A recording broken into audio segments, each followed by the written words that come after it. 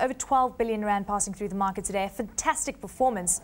Strong performance against all companies basically on the top 40 apart from two. Of course, we saw a bit of pressure in some of those gold miners. Give us a sense of the day that was. Is this a dead cat bounce or can we expect more positivity tomorrow?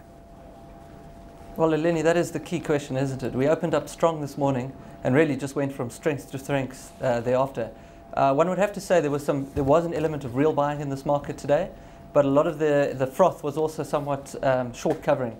You know, one does feel that there was a lot of pain out there, which took us, I mean, we closed up 4% on the day, close to 1,000 points on the top 40. It really was an amazing day. Everything across the board moved very, very strongly. We saw 6%, 5%, 4% moves in a number of stocks. And really, I think global markets have rallied hard off a very oversold level, and we've just gone along for the ride.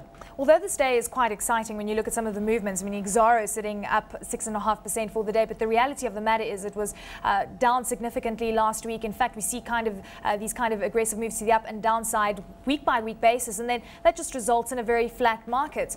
How are you playing these stocks? Is this just a trader's market that we're looking at here? Because it seems that this is the kind of scenario that is playing out.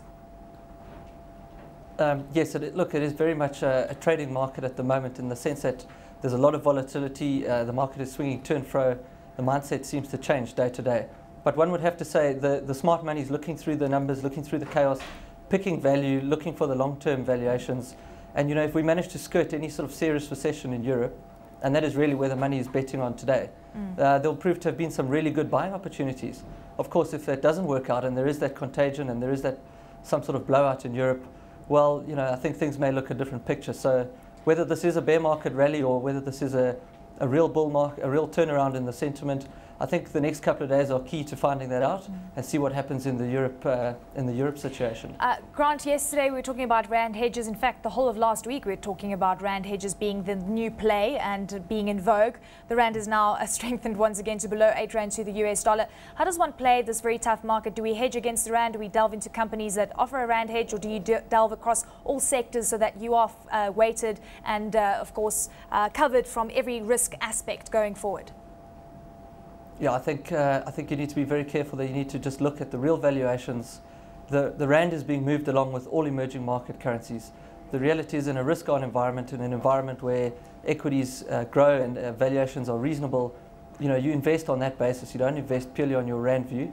And I think if you look at it like that, there is still value. Even at 7 rand, there's value in a lot of our resources, you know, given our current commodity forecasts. And that does assume that they hold. So I think to try and trade the rand, to try and call the rand from an equity point of view is a very risky and a very dangerous game. I'd rather look at the fundamental valuations, maybe focus on a few more of the defensive stocks, and just pick the value and pick your levels and buy your stocks there.